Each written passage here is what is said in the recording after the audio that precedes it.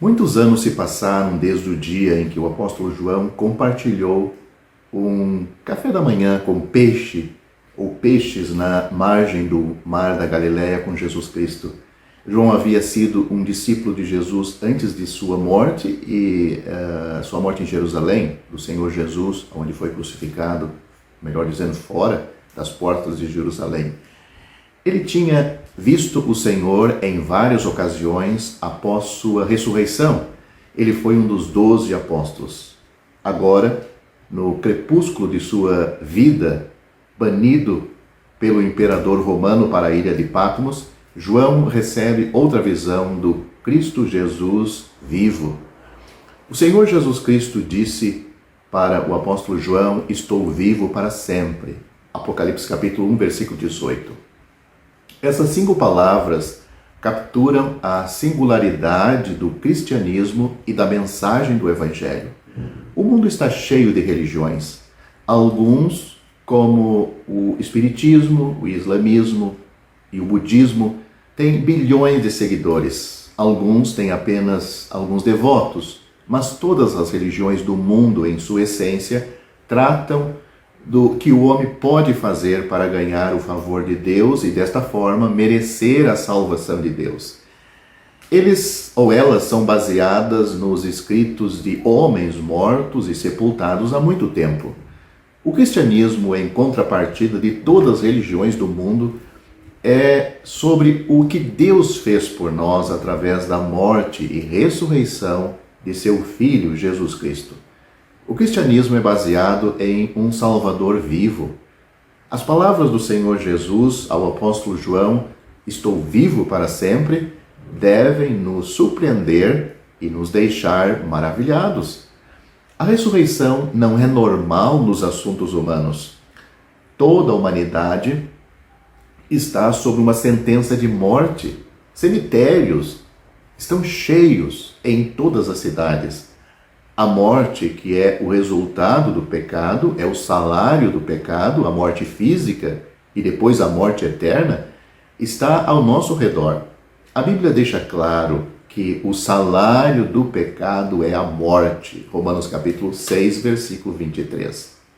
A morte passou a todos os homens, porque todos pecaram, e é o futuro de todo homem e mulher nascidos neste mundo.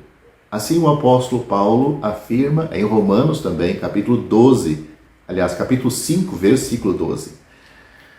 E, para surpresa e espanto de muitos, a Bíblia afirma também que não há reencarnação para ajustar ou consertar os erros das vidas passadas, pois ela, a Bíblia, afirma que está ordenado aos homens morrer uma só vez. Portanto, se os homens morrem uma só vez, não pode haver reencarnação. E diz mais, vindo depois disso, ou seja, depois da morte, o juízo. Isso é bíblico. Está em Hebreus, no livro de Hebreus, capítulo 9, versículo 27. Ver um homem ressuscitado é impressionante, mas entender quem é esse homem que já morreu e quem morreu e ressuscitou e está vivo é mais incrível ainda. Este foi o Filho de Deus, Jesus Cristo, que morreu. O Senhor Jesus é a fonte de toda a vida e o Criador e sustentador do universo. Note o que a Bíblia diz a respeito dele. Havendo Deus antigamente falado muitas vezes e de muitas maneiras aos pais pelos profetas, a nós falou-nos nestes últimos dias pelo Filho, a quem constituiu herdeiro de tudo, por quem fez também o mundo, o qual, sendo o resplendor da sua glória e a expressa imagem da sua pessoa, e sustentando todas as coisas pela palavra do seu poder, havendo feito por si mesmo a purificação dos nossos pecados, assentou-se à destra da majestade nas alturas, feito tanto mais excelente do que os anjos, quanto herdou mais excelente nome do que eles. Tudo isso está registrado em Hebreus, capítulo 1, e eu citei do versículo 1 ao 4. Como o Filho de Deus, ele é perfeitamente justo. A morte não tinha direito sobre ele porque ele nunca pecou. No entanto, em um movimento que transcende o pensamento humano, o Filho de Deus morreu voluntariamente, tendo sofrido a ira de Deus por nossos pecados. A Bíblia é categórica, ela é incisiva sobre este assunto. A Bíblia diz: Cristo morreu por nossos pecados ou pelos nossos pecados. 1 Coríntios capítulo 15, versículo 3. Novamente nós lemos em Hebreus capítulo 9, versículo 26, Cristo, apareceu para aniquilar o pecado pelo sacrifício de si mesmo. Cristo morreu para que meus pecados pudessem ser perdoados. Embora ele tenha morrido, Cristo ressuscitou dos mortos no terceiro dia. Eis que estou vivo para sempre. Deus o ressuscitou. Atos capítulo 2, versículo 24, foi sepultado e ressuscitou ao terceiro dia, segundo as Escrituras. 1 Coríntios capítulo 15, versículo 4. A ressurreição do Senhor Jesus, ou ao ressuscitar o Senhor Jesus, Deus estava declarando sua total satisfação com a obra de seu amado e eterno Filho. Ele confirmou sua identidade como Filho de Deus. A ressurreição demonstrou a aceitação de Deus da morte de Cristo em nosso lugar. A obra da salvação está terminada, está consumada. O Salvador venceu a morte e vive novamente. E agora a Bíblia afirma que pela graça sois salvos por meio da fé. Isto não vem de vós, é dom de Deus, não vem das obras, para que ninguém se glorie. Efésios capítulo 2, versículos 8 e 9.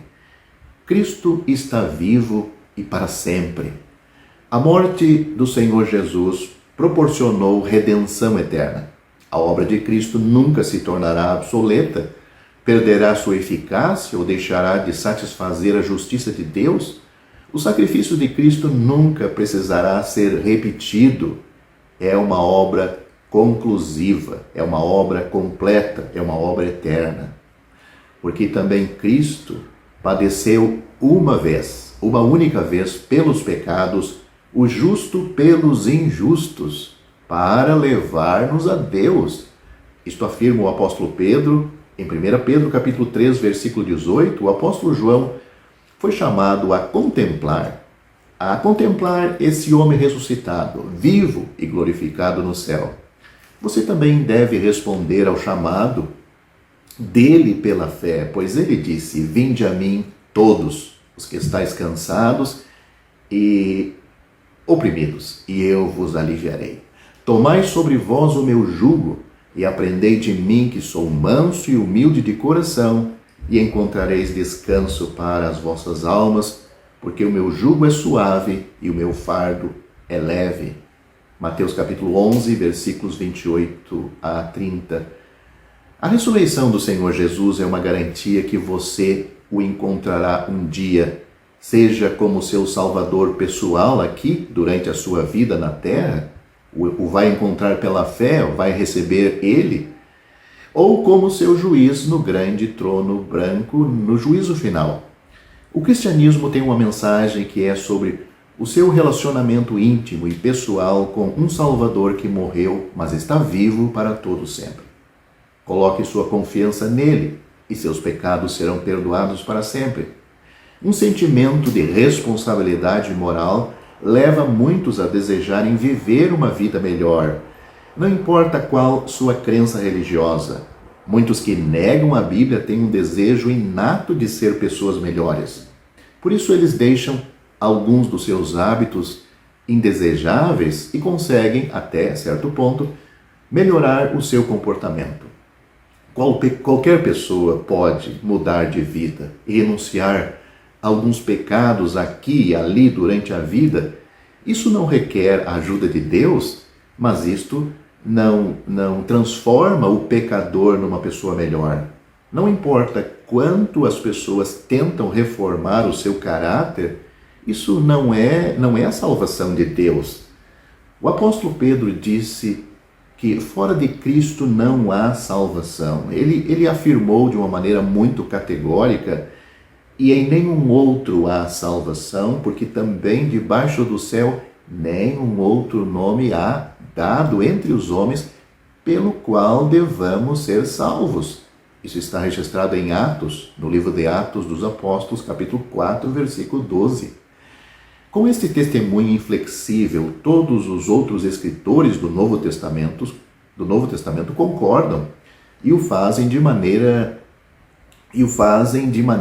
diferentes, num contexto completamente diferente, ao enfatizar o fato que Deus, quanto ao seu ser essencial, é um só. Paulo escreveu: Deus, nosso Salvador, quer que todos os homens se salvem e venham ao conhecimento da verdade, porque há um só Deus e um só mediador entre Deus e os homens, Jesus Cristo, o homem, o qual se deu a si mesmo em preço de redenção por todos. 1 Timóteo capítulo 2, do versículo 3 ao 6, foi o que eu citei aqui.